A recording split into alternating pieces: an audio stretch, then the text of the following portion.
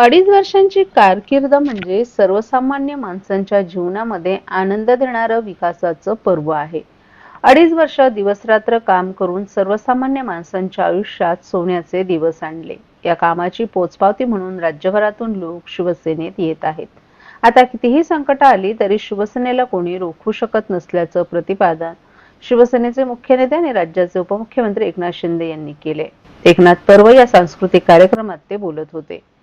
शिवसेनेकडून ठाण्यातील डॉ. काशीनाथ घाणेकर नाट्यगृहात एकनाथ शिंदे यांच्या मुख्यमंत्री पदाचा 2.5 वर्षाच्या कार्यकर्तृत्वाचा लेखाजोखा एकनाथ पर्व या सांस्कृतिक कार्यक्रमातून मांडण्यात आला. यावेळी उपमुख्यमंत्री एकनाथ शिंदे यांनी एक सामान्य कार्यकर्ता असलेल्या एकनाथ शिंदेला महाराष्ट्रात एवढं मोठं पद मिळालं, मानसन्मान मिळाला, परंतु काही विघ्नसंतोषी लोकांना हे पचलं नसल्याचं सांगितलं. त्यांना ध्यानीमनी एकनाथ शिंदेंची आठवण येते असा टोलाही त्यांनी उभाटाला लगावला. एकनाथ शिंदे चार भिंतीत रमणारा नाही तर लोकांच्या सेवेत रमणारा आहे. कितीही टीका केली तरी यापुढे काम करत राहणार असंही शिंदे यांनी सांगितलं. कोविड होता तेव्हा काही जण घरात हात धुवत बसले होते. आपण मात्र जीवाची पर्वा न करता PPE किट घालून रुग्णांना धीर देण्याचं काम केलं. 2.5 वर्षातील कामाची नोंद महाराष्ट्रातील जनतेनं घेतल्याचंही त्यांनी सांगितलं.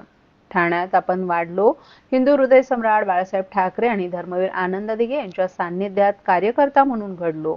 आता ठाणं बदलतंय, अनेक मोठे प्रकल्प ठाण्यात साकारले जात आहेत. ठाण्याचं आपल्यावर आणि आपलं ठाणेकरांवर प्रेम कायम असल्याची भावनाही उपमुख्यमंत्री एकनाथ शिंदे यांनी यावेळी व्यक्त केली. 2.5 वर्ष मुख्यमंत्री म्हणून काम करताना रक्ताचं पाणी केलं. या काळात विशाळगडावरील बचाव कार्य, कोल्हापूरचा पूर, चिपळूणमधील पूर आणि बचाव कार्याच्या आठवणी शिंदे यांनी काढल्या. येशाळवाडीचं पुनर्वसन केलं आणि तेथील नागरिकांना पक्की घरं दिल्याचंही त्यांनी सांगितलं.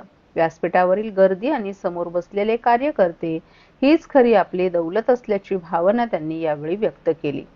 कार्यकर्ता हा घरात नाही तर लोकांच्या दारात शोभून दिसतो. शासन आपल्या दारी या उपक्रमातून आपण हे करून दाखवलंय.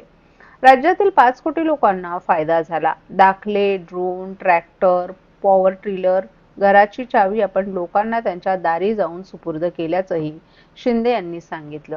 जे बोललो ते करून दाखवलं. 2.5 कोटी लाडक्या बहिणींच्या खात्यात रोख रक्कम जमा केली. कोट्यावधी बहिणींचा लाडका भाऊ मिळालेली ओळख सर्व पदांपेक्षा मोठी आहे. लाडकी बहीण योजना कधीच बंद होणार नाही असा पुनरुच्चारही उपमुख्यमंत्री शिंदे यांनी केला. नागरिकांच्या समस्या सोडवण्यासाठी अधिकाऱ्यांना केलेले असंख्य फोन आणि कागदपत्रांवर केलेल्या स्वाक्षरींचा विचार केला तर आतापर्यंतचा नवा रेकॉर्ड ठरेल असंही त्यांनी सांगितलं. महाविकास आघाडीच्या काळात राज्य पिछाडीवर होतं, मात्र आपण उठाव केला आणि जनतेच्या मनातली सरकार आणलं. मुख्यमंत्री म्हणून काम करताना 2.5 वर्षात मागच्या 2.5 वर्षांची कमतरता भरून काढली आहे. शिवाय पुढील 10 वर्षांची पायाभरणी केल्याची जनभावना असल्याचंही त्यांनी सांगितलं. 2.5 वर्षात शिवसेनेत राज्यभरातून विविध पक्षांचे कार्यकर्ते, पदाधिकारी प्रवेश करतायत. शिवसेनेची ताकद वाढत आहे. शिवसेना आणखीन मजबूत झाली पाहिजे असंही उपमुख्यमंत्री एकनाथ शिंदे यांनी सांगितलं.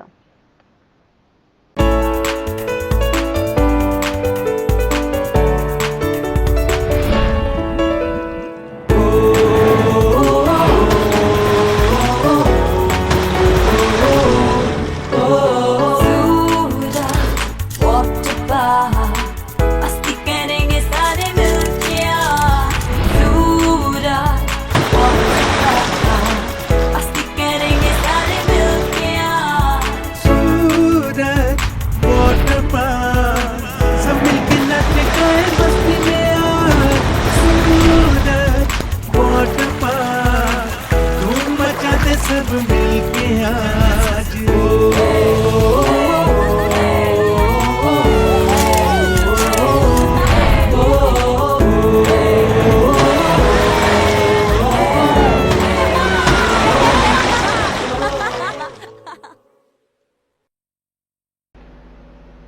ठाणे महापालिकेनं कचरा संकलन आणि वाहतुकीसाठी तब्बल 2700 कोटी रुपयांचं टेंडर 10 वर्षांसाठी काढलं आहे. याबाबत ठाणे काँग्रेसचे अध्यक्ष विक्रांत चव्हाण यांनी महापालिका आयुक्त सौरभ राव यांची भेट घेत महापालिकेनं मंजूर आकृतीबंध आस्थापनेचा घनकचरा निर्मूलन व्यवस्थापनासाठी रिक्त असलेल्या पदांवर टेक्निकल नॉलेज असलेले अधिकारी घेतले पाहिजेत.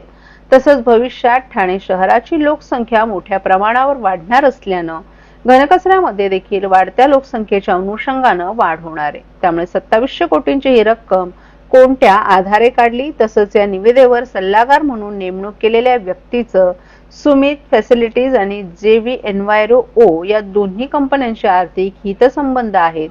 या दोन्ही कंपन्यांना जेव्ही मध्ये बसाव्यात त्यानुसार सल्लागार त्यांनी निविदेच्या अटी शर्ती ठेवल्या आहेत.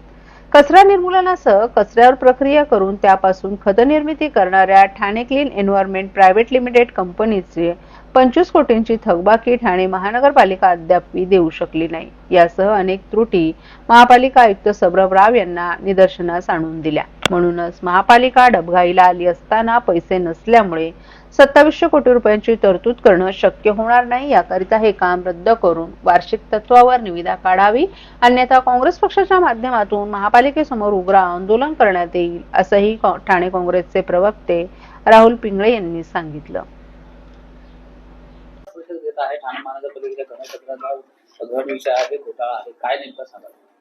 ठाणे महानगरपालिकेने घनकचऱ्याची 2700 कोटी रुपयाची निविदा 10 वर्षासाठी काढलेली आहे, कचरा उचलणे आणि वाहतूक करणे.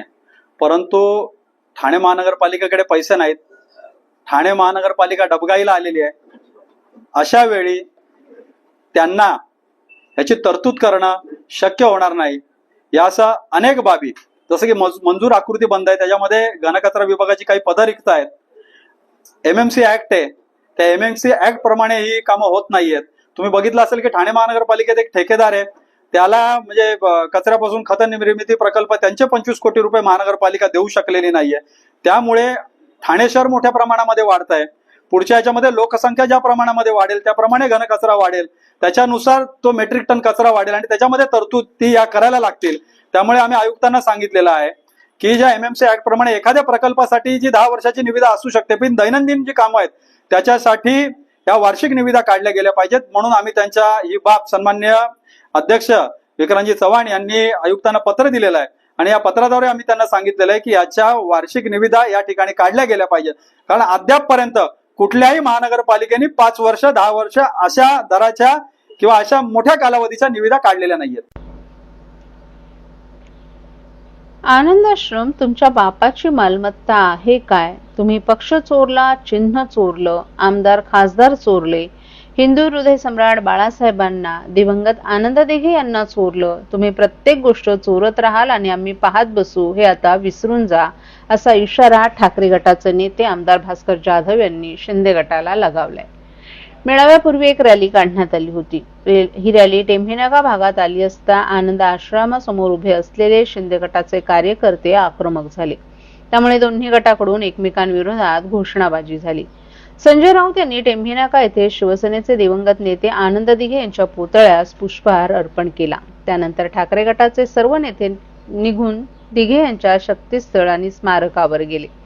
परंतु राड्यामुळे ठाणे शहरात तणावाचं वातावरण निर्माण झालं होतं. दरम्यान मेळाव्यात भास्कर जाधव यांनी शिंदे गटावर टीका केली.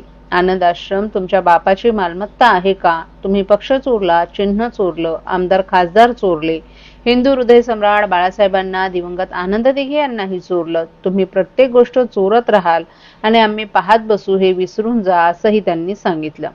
उद्धव ठाकरे हे योद्धा आहेत असंही जाधव यांनी सांगितलं. तसंच ठाण्यातून गद्दारी झाल्यानंतर ठाण्यात पहिली सभा झाली, त्यावेळी आपल्याला ठाण्यात येऊ नका असे ते सांगत होते. आम्ही येऊन दाखवलं असल्याचंही जाधव यांनी सांगितलं. यावेळी खासदार अरविंद सावंत, माजी खासदार विनायक राऊत यांनीही शिंदे गटावर टीका केली. तर अंबादास दानवे यांनी शिवसेनेचे नेते संपूर्ण राज्यभरात कार्यकर्त्यांचं मार्गदर्शन करणार असल्याचंही सांगितलं. महाराष्ट्रातील भगिनींना आधार देणारी राज्य शासनाची मुख्यमंत्री माझी लाडकी बहीण योजना.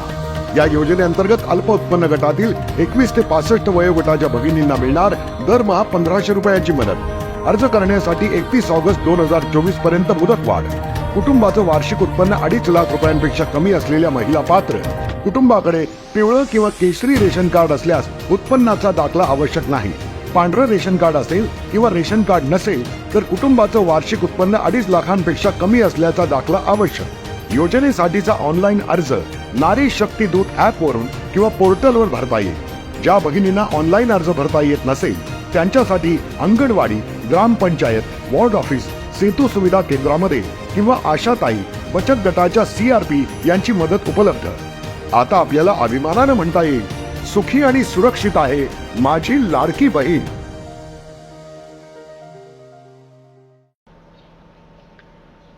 ठाणे महानगरपालिकेनं तयार केलेल्या प्रारूप विकास योजनेचा आराखडा बांधकाम व्यावसायिकांसाठी तयार करण्यात आला आहे. या प्रकरणाची चौकशी करा अशी मागणी करत नागरिकांचं आयुष्य भकास करू नका, आम्ही या आराखड्यास टोकाचा विरोध करणार असल्याचा इशारा राष्ट्रवादीचे नेते शरद पवार गटाचे आमदार जितेंद्र आव्हाड यांनी दिलाय. काल सकाळी कळवा येथील छत्रपती शिवाजी महाराज चौकात कळव्यातील नागरिक प्रारूप विकास आराखड्याविरोधात एकत्र जमले होते. या विकास आराखड्यातील रस्त्यामुळे 300 ते 400 इमारती उद्ध्वस्त होणार आहेत. मागील अधिवेशनात आपण हा मुद्दा उपस्थित केला होता, त्यामुळे मागील अधिवेशनात मुख्यमंत्र्यांनी याबाबत चौकशी करू असंही सांगितलं होतं. सोमवारपासून होणाऱ्या अधिवेशनात या प्रश्नांवर मुख्यमंत्री उत्तर देतील असंही आव्हाड यांनी सांगितलं. ज्यानं हा विकास आराखडा तयार केलाय तो व्यक्ती आंधळा असावा, कारण मैदानातून गृहसंकुलाच्या इमारतींवरून विकास आराखड्यातील मार्गिका जात आहे. नागरिकांनी आयुष्याची पुंजी घरासाठी लावली आहे, हे लोक आता राहणार कुठे याचं उत्तर सरकारनं द्यावा असंही आव्हाड यांनी सांगितलं. हा विकास आराखडा नेमका कोणासाठी बनवल्याचं कळत नाही. लोकांना उद्ध्वस्त करून झालेला विकास आम्हाला मान्य नाही. या आराखड्यास आम्ही टोकाचा विरोध करणार आहोत असा इशाराही आव्हाड यांनी दिलाय. हा विकास आराखडा विकासकांसाठी तयार करण्यात आल्याचा आरोपही त्यांनी यावेळी केला.